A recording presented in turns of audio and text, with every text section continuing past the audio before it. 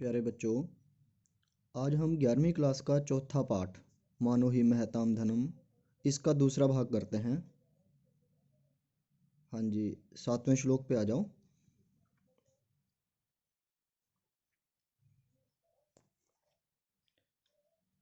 यह आत्मनः प्रिय सुखे हित्वा। जो मनुष्य या जो राजा अपने प्रिय और सुख को छोड़कर, जो राजा अपने प्रिय और सुख को छोड़कर मृगयते श्रियम, श्रियम माने लक्ष्मी, ऐश्वर्य, लक्ष्मी को खोजता है, ऐश्वर्य प्राप्त करने की इच्छा करता है। अमात्यानाम अथो हर्षम आदधाति अचिरेण सह। वह जल्दी ही, अचिरेण जल्दी ही, मंत्रियों के बीच में, अमात्य होता है मंत्री, वह जल्दी ही मंत्रियों में खुशी उत्पन्न करता है, हर्ष उत्पन्न करता है, यह सभी के बीच में खुशी उत्पन्न करता है।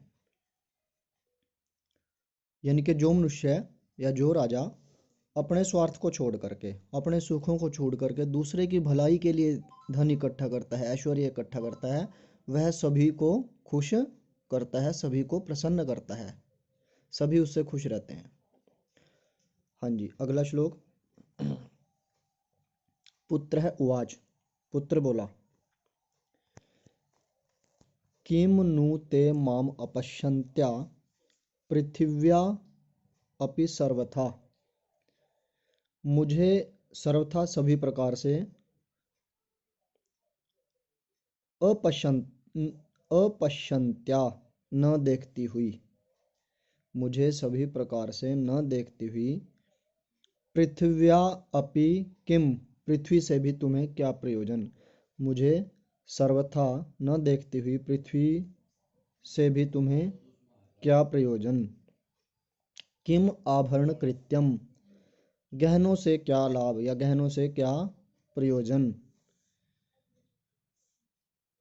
भोगई जीवितेन वा, अथवा इन भोगों से, अथवा जीवन से, जो तुम चाहती हो कि मैं राजा बनूं, ऐसे राजसी जीवन से भी क्या लाभ। यानी कि बच्चों इस श्लोक में जो है वो निराश और हतोत्साहित जो विदुरा का पुत्र है वो कह रहा है कि मुझे पृथ्वी से कोई लेना देना नहीं है, मुझे कोई राजरूज नहीं करना है। किम आभरण कृत्यम, और मुझे कुछ भी, किसी भी प्रकार के गहने, अलंकारिक कार्य, ठाठ बाट, कोई उससे मेरी कोई उसमें इच्छा नहीं रही है। और मैं भोगों से और मुझे अपने जीवन से भी अब कोई लाभ नहीं है।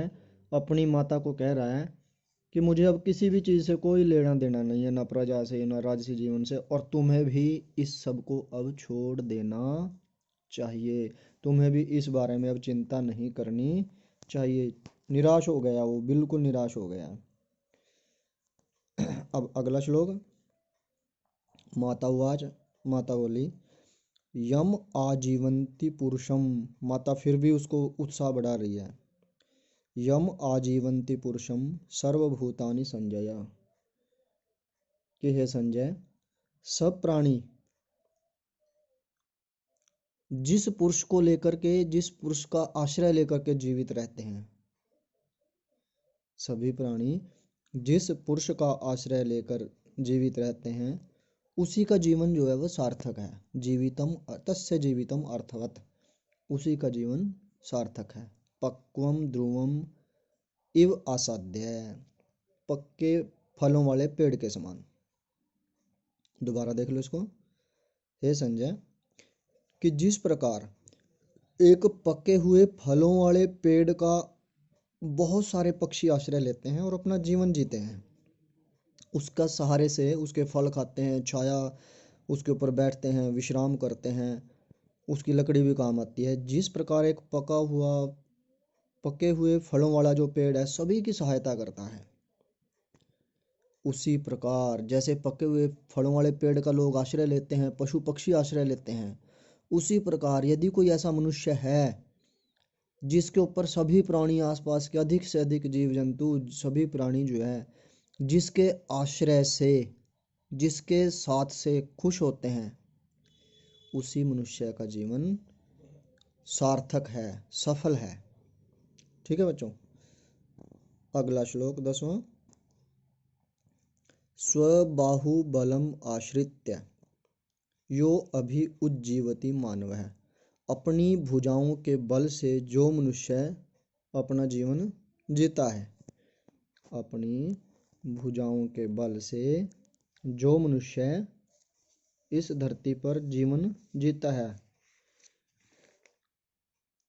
जैसे मेहनत के द्वारा, परिश्रम के द्वारा और दूसरों की सहायता करके, अपने पुरुषार्थ के द्वारा जो मनुष्य अपने जीवन में एक अपने लक्ष्य को प्राप्त करता है, ऐसा मनुष्य है। स लोके लभते कीर्तिम, वह इस संसार में कीर्ति मतलब यश, यश को प्राप्त करता है। चारों तरफ उसकी अच्छाई फैलती है। किसकी? दोबारा देख लो। स्वबाहुबलम आश्रित्य यो अभि उज्जीवति मानव है।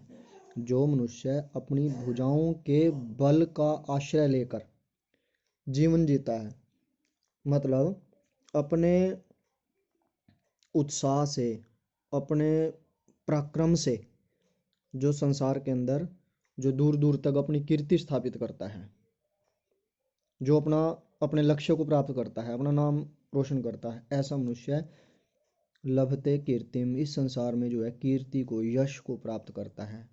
परत्र च शुभाम गतिम, और बाद में भी, मरने के बाद भी वो शुभ गति को प्राप्त करता है।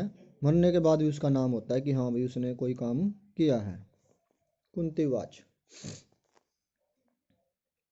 अब कुंती फिर बोली, सद अश्व इव सक्षिप्त है प्रणुन्नो वाक्य सायक। वाक्य सायकई वाणी रूपी बाणों से।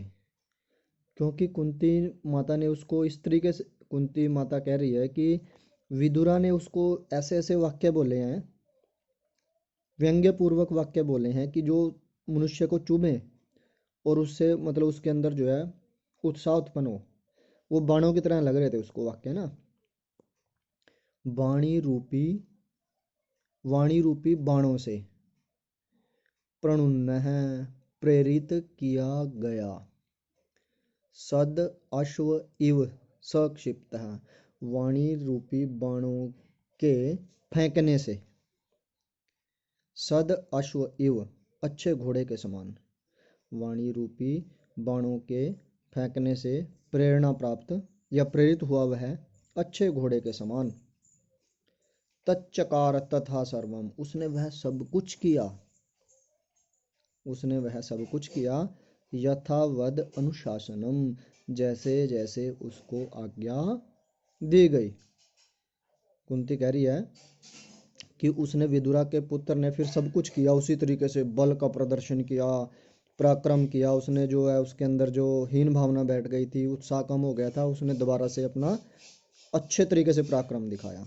वाणी रूपी बाणों से फेंके जाने पर प्रेरित हुआ वह अच्छे घोड़े के समान, उसने सब कुछ किया जैसी जैसे उसको माँ ने उसकी आज्ञा दी थी। घोड़े का उदाहरण इसलिए दिया कि जैसे जैसे घोड़े से मतलब उसको डांट करके, फटकार करके या प्रेरणा से जैसे जैसे उसको कहते हैं वैसे वैसे वो करता है सिखाए जाने पर, उसी प्रकार उसके पुत्र ने भी जब उसको इतना समझाया तो उसने भी सब कुछ किया।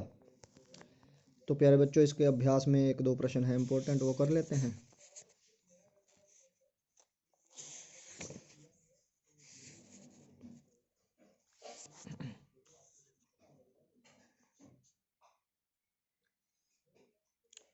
ये है इसका चौथा प्रश्न है, विश्रुता अविश्रुता, विश्रुता अविश्रुता, सत्या असत्या, सत्या असत्या, अधर्मज्ञम धर्मज्ञम। साथ साथ बोलेंगे तो जल्दी याद होगा।